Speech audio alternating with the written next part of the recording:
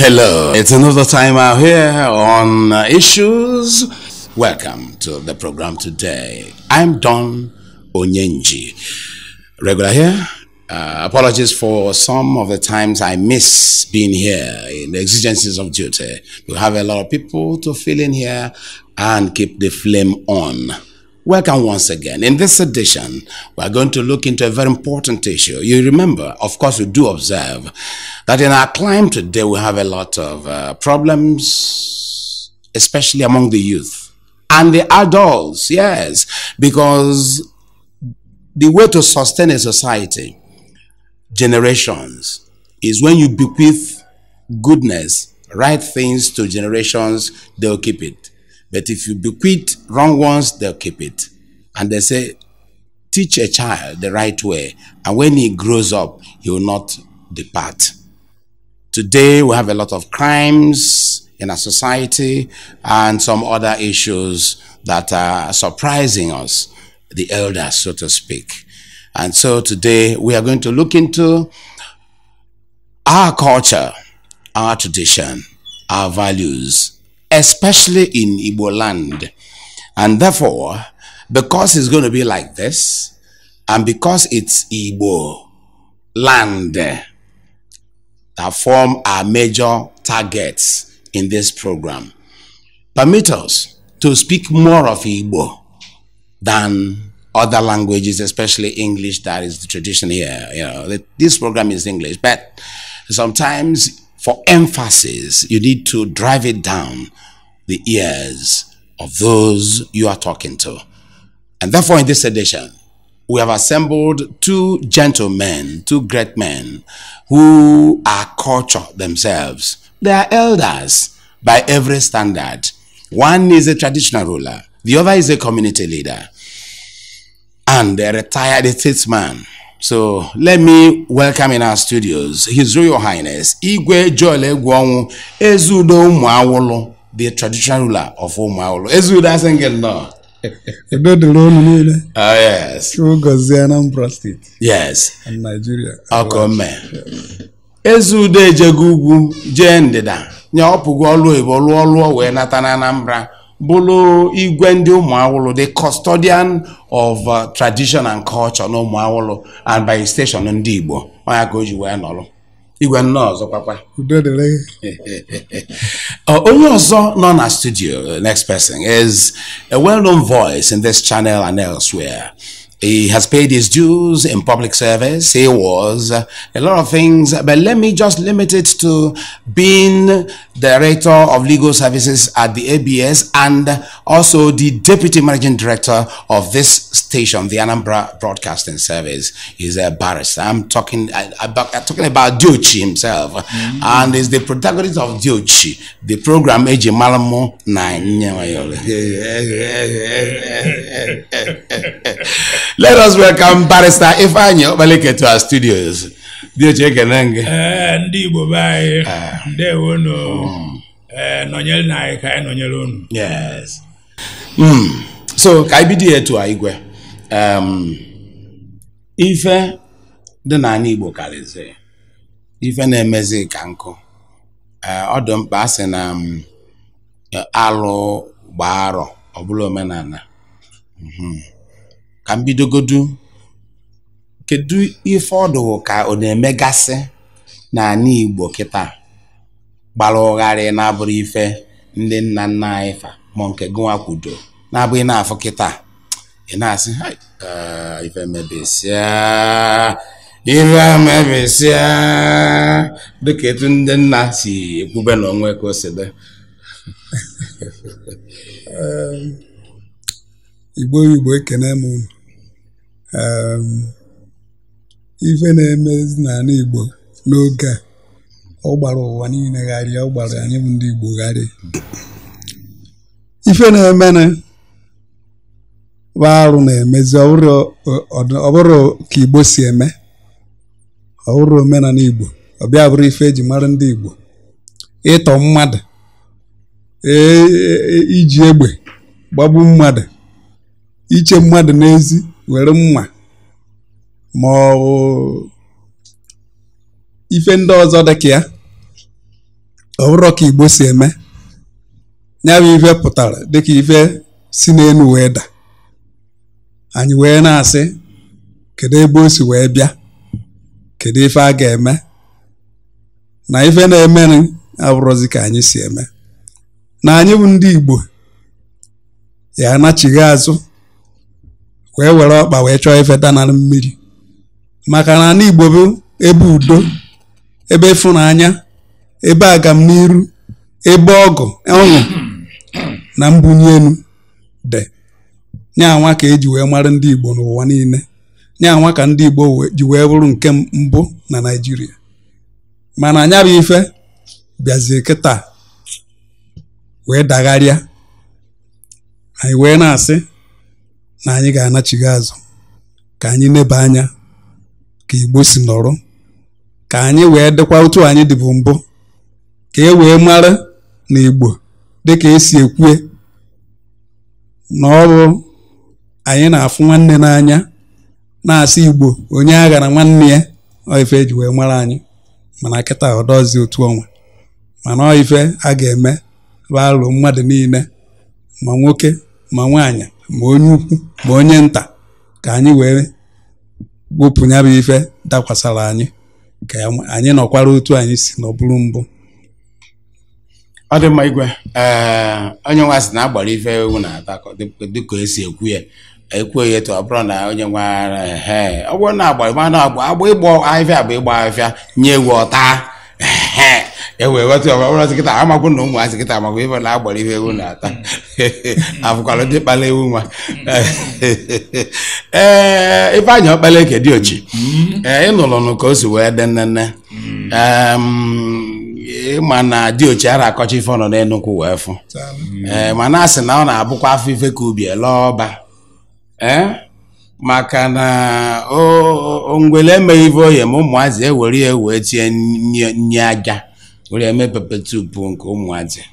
kedu ife na-ada agbagonyuwe anya na-eme ka oye chụwa ụla n'ife gbasara etu ọnọdụ si dị na be anyị na-achọba etu Igbo si eme ife etu Igbo esiri eme anyị kwuchizi anya baịbazie na afa aka ga anya baịbazie na nwala nwala gasị oh yes ọkwọ n'ugwu sebere mụ na gị n'ụtụtụ oh yes generational difference oh yes anyị na-ekwu na unu ekwere esonye ndị bụ ụzọ na-aga ka unu sonye n'azụ mgbe anyị na-eti mkpu bụrụ mgbe ibe aka emebere mana ibe emebegozi ebe a nna anyị Igwe ejego n'ebe ọ ka agba mmeri ebe Igwe jere na-agba mmeri ka anyị lụtụkwa aka ebe ndị ọzọ tupu anyị ajụbazie kedu ife a ga-eme abana tupu asụ anyị si jegodo etu anyị sigodo akpa agwa nke nkịtị okay ndị a isozifu akpọ new generation ịfụfa ịgbagha ọsọ ma na nke nwa ka so na the generation ndị a bụ generation ntọtalụ ndị a bụ generation ịtọta at the confluence oh yes maka anọ m na generation ụnụ nọrọkwa na generation ndị obele akwa wee bụrụzie Lokoja the conference town of oh yes anyị bịa anyị enene nke izizi n'ife ahụ eji mara Igbo unu ewerego eso n'ọkụ ọ na-agba nsọpụrụ na ịfụ nwata na-aga n'ilo iji si onwe gị ka ọ kwatuo uwe gafee ada ekwuzi okwu ekene ejena na ekene ije na ekene ime na ọchọ ka ha jụọ agha onye ka ịbụ ejena ịnọkatịsị nwata bịa ka igosi ya ka unu si eme ejekwa n'ebe a maka ndị a na-ekwu maka ha si na anyị agago anyị adịrọkwu mmụ ikpo n'ikpe ahịfịa na anyị ga-emebiri ha dust bin ma bin nke a na-eri eri ka nke a na-akụ akụ nwatakịrị fo okenye ka ọ na-aga ọpịrị fonu jewala onwe nke fonu ahụ ijetere aka ejere m ebe a n'ọrụ oyibo ụnyaahụ a very high level officer nke unu na-akpọ DPO agbakwa ma mbọ ile efe ndị retire mpụta n'ọdụ bie na-asị ka ezi onye bụ dibịa arụ n'aka n'azụ n'anya DPO ife gbasara ya bụ fonu n'ife ọ na-ege na fonu onye bịara ọrụ oyibo nwere hours to give the public na apị fonu nke na-enye nke na-ekpe nsị ya mba edishọn ọ bụrụ ndị ejejire ndị ori ka ọ na-apịrị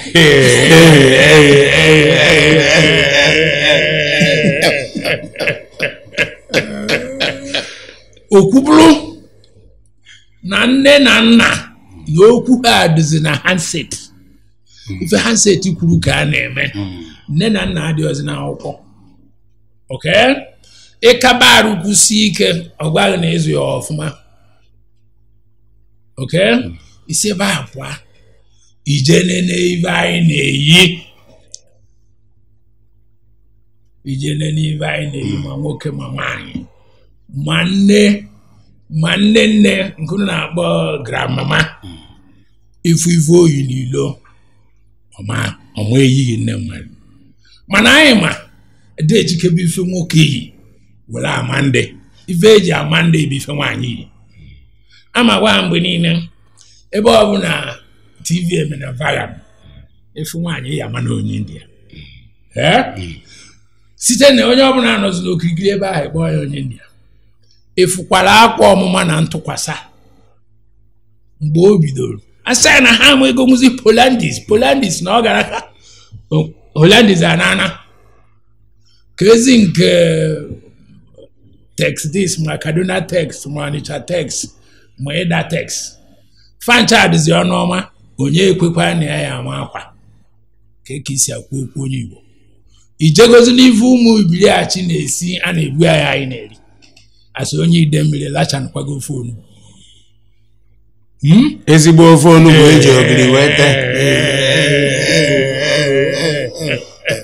ịlachanụgo ofe onugbu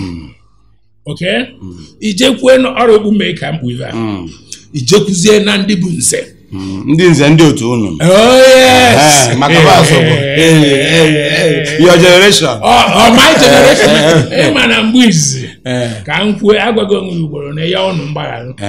anyị che na ụnụ jehiere ụzọ mana ọba anyị bụ ụzọ jehie ụzọ maka asị na nne ego na-ata agbara nwa ya na-ene anya n'ọnụ anyị bụ ụzọ jehie ụzọ unu ewerezi isi ike bịa anyị gbaa 440 maka ise ike unu ịtara ya amaghọla ikwusi ike agbagha egbe ịjụ ebe ka akwụkwọ nri gaa na Ghana must go jedebe somewhere so ka anyị chigha azụ n'ebe nnọ mbụ nne ya adịọzi onwezi ife anyị na-eme nze adịọzi nze bụzi ife a na-eje egolu ka iwe kpuru okpu mmehie na nze a ka anyị akụ ya isi wee batakwa kọwatọbụ ịkọwacha maka igwe na ebe a na o esote ihe ọnụ gbuo ife ịchọ ikwu maka ndị nze ka anyị bidogoro ebe a mebụ na ya bụ isi ọchụ nze ụnyaahụ anyị nụrụ anụ anyị ejedoro mgbe nze bụ parliamentary system bụrụ executive bụrụ judiciary ife nze kwuru n'obodo ka obodo na-eme it's a sacred institution bụ anyị nụ na onye abụ nze ọ na-abịa n'acha ma ije nze fụ a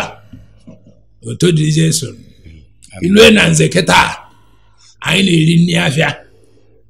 okay onweghị ife a na-eme ijekwue na ụmụazị a na-agba egbe ị nwere ike ife onye nze ebe ahụ with due respect maka egbugburu mana ịba ebe ahụ efe ya maka ife niile ekpo na ha aja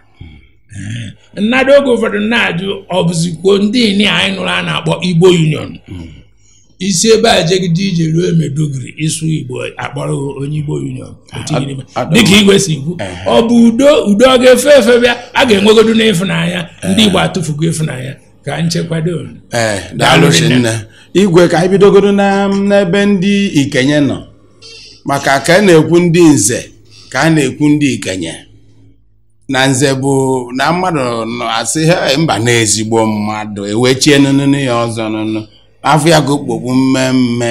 enye nsọpụrụ ebe ọbụla ọ nọ mana mazị m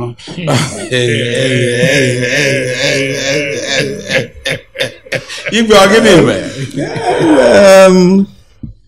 nke bụ eziokwu na mmiri gbarụrụ si n'isi wee gbarụ na ọkọtọ karịzịrị ọwọzi dịka m si wee kwuo ọwọzi ife eji mara Igbo ka Igbo ozi bido mana nze mana ọzọ ma ndị ọzọ niile ife na-eme n'ala Igbo anyị dịka ife na-eme na gọọmenti na ọchịchị gọọmenti ha ncha niile mere mkpụtọkọ maka na ị na-anya ịfụ na ije nyocha ndị niile na-achị achị bido n'onye isi wee ruo n'ọdụdụ ịfụ na o nwere onye anyị enyochacha ọfụma kwesịrị ịnọ n'ebe ọ nọ maka ndị ọcha gbute wekọziere ife niile onye nwa gbadara wee baa bido n'ọchịchị obodo bido n'ụmụnna wee ruo n'ogbe wee baa na vileji wee ruo na taụn wee bazie na politiks wee ruo ọha ncha niile chịkọziri na politiks maka na head of president nwere ebe o si n'ụmụnna ịghọtago gọvanọ ihe ahụ so na anyị kwesịrị ịyọ Chineke ka ọ bịa were ọnọdụ maka na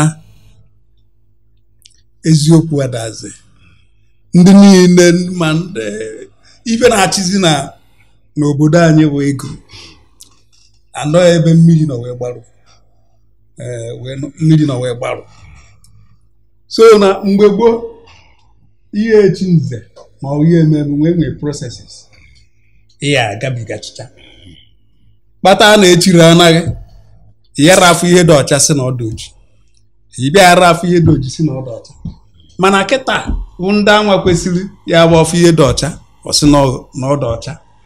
ọfụ ihe dị oji ọsị na ọdụ ọha anwa na-agazikwu ala anyị ewere tọọchị na-akpagharị n'aghasị na-achọ ha na-eje mụ njina maka igwe elu ebe a na-enye nsogbu ndị nze fa na-eje mụ njina ka ezi ebe a na igwe daalụ na-aga so na agha dị mana ndị be anyị si na o nwere ife nwere isi mbido ya enwe isi njedebe ịghọtagwo na anyị mara site na amara nke Chineke na ọ ya adịcha mma na anyị ga-ebido n'ụlọ wee dozibe nyaba ife wee doziri pụta ezi ndị gọọmenti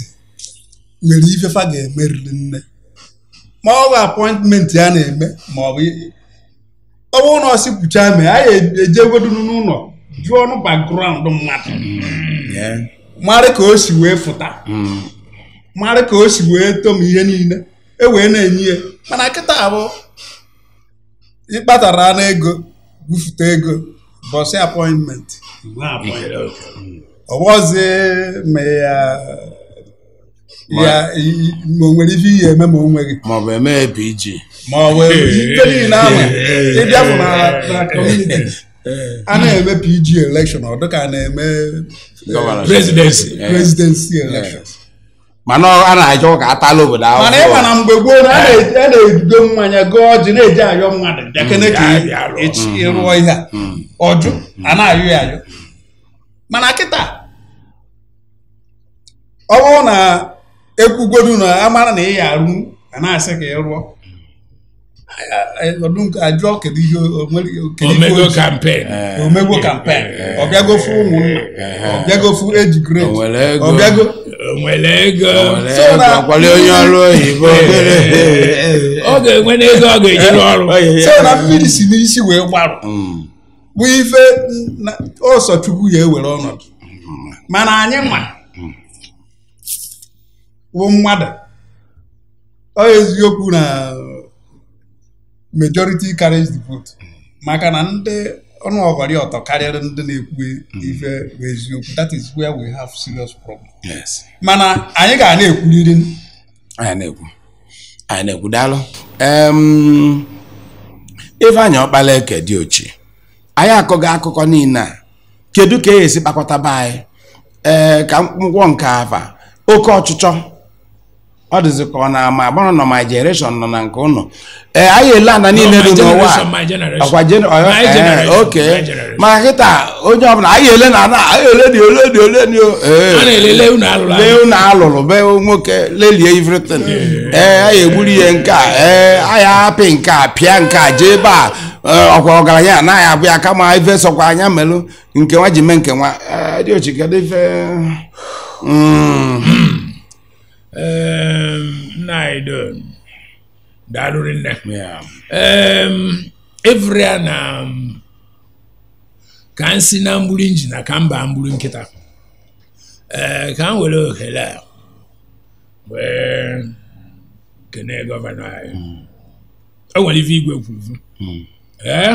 na aha ajụzi ọnkebe onye this is a dialect in Okigiri mgbe anyị pempe gara na ajụa ọnkebe onye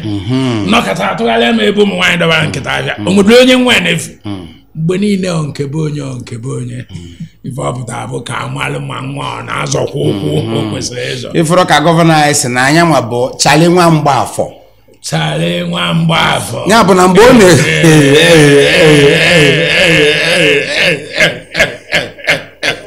ọfọkwa ọfụ nwantịntịnị ya bụrụ na gọvanọ anyị abata na nnukwu generation. He's a conference man. He's a conference man. Oh yes.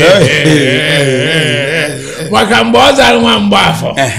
ọ ka gosiri na ọ ka nọ mgbe ndị mụ nwa na-eri ugwu uru nwa mana afọ a ikwu okwu nwa ikwu okwu ịta ekekere eze ịta ikwu okwu ịkwa alịlị ikwu okwu ntakwu ima anyị kene gọvanọ maka na ụnụ na-asụ ya n'oyibo sno square hole or square don suzie eventually square peg in a square hole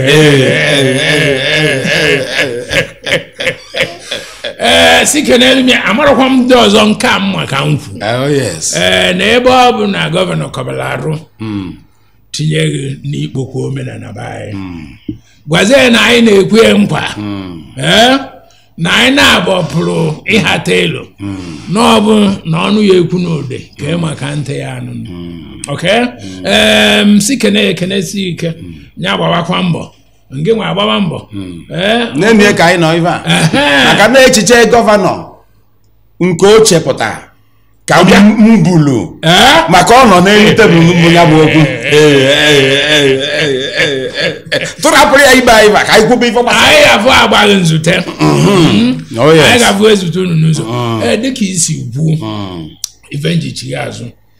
value bụ mgbe obodo na-azụ nwa ajụọ nke bụ onye adị eme ka emegbuo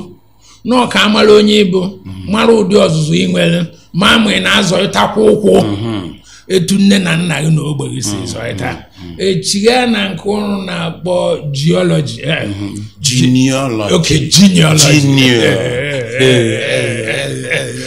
na-echigha na genealogy ọnwa bụ onye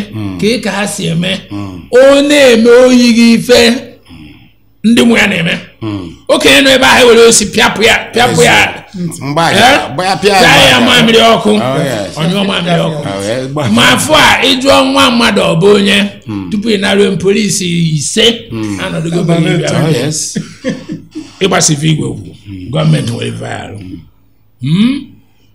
si gwa ndị nọ na legislative arm of this place maka ife enwe ezi iwu o nwere onye nze ndị be ha na-afụ achụ mkpanaka ọ bụ onye nze ma bịa ebe ndị nze nọ ma onye isi nze ọla okwubo tikwasị ọzọ ka ife iche nwa ya ga-eme onye nze nụsara onye isi nze ọgụ kedu ife nwa ya eme mmọnwụ review unu ga-enyere anyị aka bidogodo na legislation ka obodo zụbakwa nwa wepụgodo anyị onye ijuọla afa nwa ọkpọrọ polisi wepụgodo nke a unu enyekwazi anyị igwe unu agba mbọ na nke unu nyewekwa ndị mmadụ mandate onye fụrụ nwa mmadụ asịzina n'ọnwa onye ọzọ n'ọba ọha nwe nwa anyị kwete n'ọba ọra nwe nwa anyị ncha azụbakwa nwa ọ bụrụ o tekwara aka mgbe ebe anyị na-eje tere aka mana a ga-ebido ọra ga-azụbakwa nwa unu agbakwa mbọ mekwa ka ndị na-akụziri ụmụ anyị n'ụlọ akwụkwọ maka ebe a fịọ ọdụgwu na ya o nwere nke ha na-akpọ moral instruction moral instruction abụghị asị ịkọwara ụmụ akwụkwọ ife dị na Baịbụl sị kọwara ha etu anyị si eme ha kọwara ụmụazị anyị ka anyị si eme si bidokwa dị na nsọpụrụ ogbe ọbụla oyibo agbado ngwanyadịba ịbịa na ide mmiri anyị o nwere etu anyị si ekene n'Igbo ichekwaba ndị ọzọ nwere ka ha si ekene n'Igbo onye efufu nna anyị Igbo ọbụrụba anyị si ọmụ ọ bụ Igbo mana ọmụ ha ife so oke efu nwaanyị si ụmụ asụsụ anyị Igbo anagonu na-agbakwara m aka na nke ọzọ ahụ maka imebi ibe asụsụ anyị ọka dị asụsụ anyị adọzie nyere na anyị aka na legislation oge ikwuru ife a n'ụtụtụ nsị kedu yunivasiti dị n'ala Igbo na-akụzi asụsụ Igbo ọsọ nke anyị na-agụ na San 6 enwekwa Igbo language a na-agụ na mmadụ na Nnamdị fara ndị ọzọ Nnamdị onwe na-akụzi Igbo na languages na ife ya na-agụ mana ife abido mgbe chere igwe ese na-ekwuba okwu dị aṅa si were aghụghọ dobe n'akụ agwa na anyị languages gwa anyị Department of Igbo Language anyị ekwesịghị ijoin ndị ọzọ ga-ajoin anyị Department of Igbo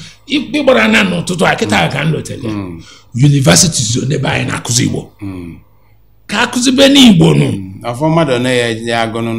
o nwere ifuru na-akpọ incentive onye gụchara napụta nye ni ọrụ begin from there onye gụchara napụta gosi unu certificate n'Igbo niile gbaa gburugburu chọọ na ifunu ga-enye unu echezi na odele application gbego odele application gbede unu nye incentive anyị ababa na maka isi anyị ji ego Igbo anyị ajụọ gị ife anyị ga-arụ ma pụta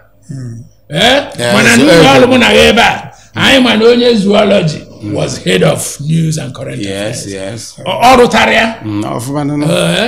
ife a bụ ife anyị na-ekwu gbabanụ mbọ ka unu nyere anyị aka mana anyị enwezi efe na mpịachi ka anyị na-apịachi dịji ozi anyị gbalị ka ị nwere 1.5 minutes igwe kwuo aya na oyibo bụ polisi 1.5 minutes onye izi kwuru ọ gbakwara ya kpọm oke ọchịchị ọgburu anyị ọ na-ekwu na ọ bụrụ na a ga-eme ife si bigodogodo n'wepụ oke ọchọ ọ bụrụ ka ụnyaahụ